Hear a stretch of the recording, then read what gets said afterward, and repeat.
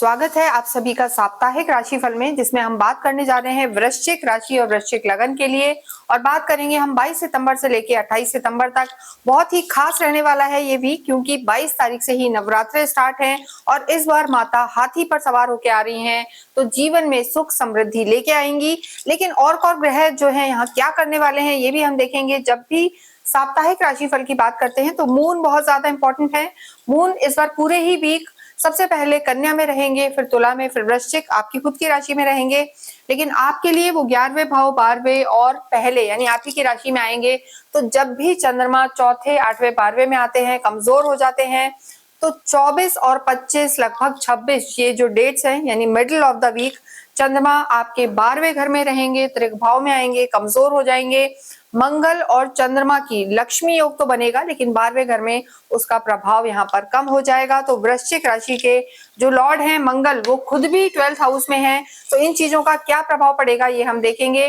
देखिए, ये जो हम राशिफल बताते हैं आपके गोचर के आधार पर बताते हैं, यानी गोचर में ग्रहों की स्थिति इस समय कैसी है, लेकिन इसके साथ आपको खुद की कुंडली का भी निरीक्षण करवाना आवश्यक होता है। कहीं ना कहीं उससे भी बहुत कुछ निर्भर करता है, लेकिन यहाँ जो आप ध्यान रख सकते हैं, जो फॉलो कर सकते हैं और नवरात्रि में इस वीक में विशेष क्या कर सकते हैं, ये हम आपको बताएंगे। सबसे पहले अगर हम आपका स्वास्थ्य देखें तो जैसा देखिए, गुरु आपके अष्टम में विराजमान है और जो मंगल है वो 12वें में है, तो त्रिक भाव में दो प्लैनेट्स हैं, चंद्रमा भी मिडिल ऑफ द वीक यहाँ रहेंगे। तो यहाँ हम ये कहेंगे कि एक तो सिर दर्द की समस्या वृश्चिक राशि वालों को बन सकती है, मानसिक तनाव रह सकता है, ओवर थिंकिंग रह सकती है middle of the week.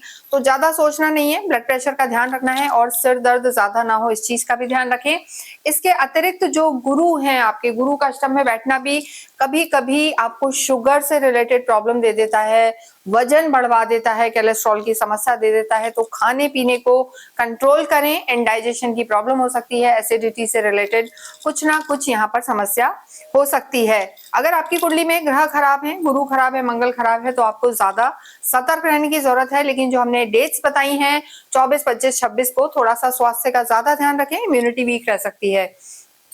Love life की जब हम बात करते हैं तो काल पुरुष की कुंडली से पंचम भाव को देखा जाता है, 5th हाउस को देखा जाता है। यहाँ शनि मौजूद हैं और शनि जहां भी होते हैं उस घर में वृद्धि कराते हैं, यानी आप ज्यादा एफर्ट करेंगे अपनी लव लाइफ को सुधारने के लिए। लेकिन यहाँ के जो लॉर्ड हैं गुरु अष्टम में है, तो देखिए जो गुरु हैं अष्टम में होके भी नैसर्गिक सुख देने वाले प्लैनेट हैं, बहुत कुछ डैमेज नहीं होगा।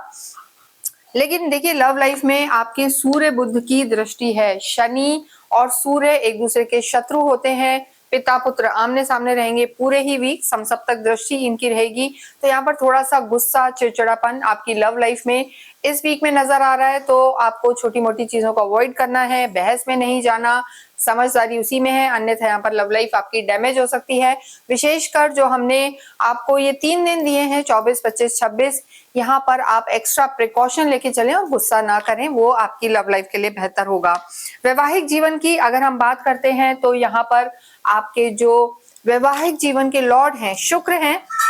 शुक्र देखिए केंद्र में है, उनकी स्थिति बहुत खराब नहीं कहेंगे, लेकिन केतु के साथ है। तो यहाँ भी वैवाहिक जीवन में शुक्र का केतु के साथ होना, थोड़ा कभी कभी मन ऐसा हो जाएगा कि क्या है, लाइफ बेकार है, आइसोलेशन में रहो, ओवर थिंकिंग चीजें, और कभी भोग में मन रहेगा, कभी योग में रहेगा, यानी थोड़ा सा कॉन्फ्लिक्ट आपकी मैरिड लाइफ में यहाँ पर नजर आ रहा है। तो जितने भी वृश्चिक राशि वाले हैं, वैसे भी यहाँ चंद्रमा नीच का हो जाता है, जो आपके भाग्येश हो जाते हैं, सोच आपकी ज्यादा रहती है।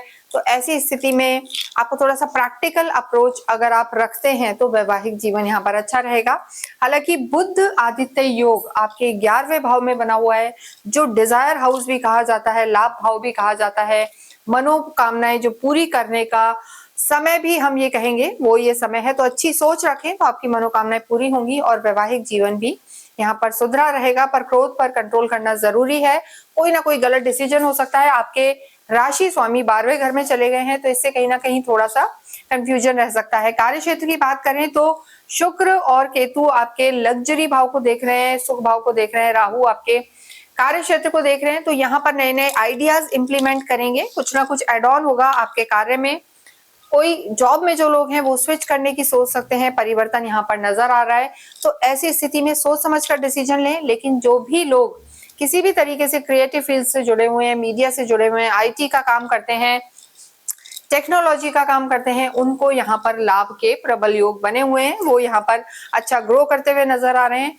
और जो मंगल की स्थिति है, यानी आपके राशि स्वामी की स्थिति है, वो जाके 12वें घर में बैठे हैं। तो अगर विदेशों से संबंधित, विदेशों में जाके कोई काम करना चाहते हैं, एक्सपोर्ट इंपोर्ट से रिलेटेड कोई काम है, तो ये वीक आपके लिए अच्छा रहने वाला है। लेकिन पैसे के लेन देन को हम कहेंगे कि आपको 24, 25, 26 को किसी बड़ी डील में नहीं जाना है, कोई इन्वेस्टमेंट नहीं करना है। और कोई भी बड़ा अगर आपको सोच रहे करने की कार्य क्षेत्र में, तो उसे आपको आगे आने वाले समय के लिए छोड़ देना है। विद्यार्थियों की स्थिति अच्छी है। विद्या के घर पे सूर्य और बुध दोनों की दृष्टि है, तो यहाँ पर चीजें ठीक हैं। लेकिन बहुत अगर कोई टफ सब्जेक्ट आपको लग सकता है, यानी सारे सब्जेक्ट अच्छे होंगे लेकिन किसी एक ना एक में थोड़ा सा आप चिड़चिड़े हो सकते हैं, पढ़ाई में मेहनत ज्यादा करनी पड़ सकती है, या वहां आपको समस्या हो सकती है। उसका रीजन है कि शनि और सूर्य आमने सामने है, तो चीजें बहुत एकदम स्मूथली वो होने नहीं देंगी। थोड़ा सा मानसिक तनाव यहाँ भी रह सकता है। भाग्येश, जैसा हमने बताया, आपके चंद्रमा होते हैं जो हमेशा ही नीच के हो जाते हैं, तो ऐसी स्थिति में भाग्य का सपोर्ट वृश्चिक राशि वालों को थोड़ा कम मिलता है, यानी बहुत ज्यादा स्ट्रॉन्ग सपोर्ट भाग्य का नहीं मिलता। मेहनत ज्यादा करनी पड़ती है, और आप देखिए मेहनती होते भी हैं, एफर्ट ज्यादा करते हैं। और इस समय अध्यात्म की अगर हम बात करें, तो देखिए केतु आपकी लगन में है और गुरु जो है आपके अष्टम में है, जो स्थान ही गूढ़ रहस्यों को जानने का है। तो ये जो वीक रहने वाला है, वैसे भी देवी के नवरात्रे हैं, तो पूजा साधना करें, अकल्ट में आपका इंटरेस्ट बढ़ेगा।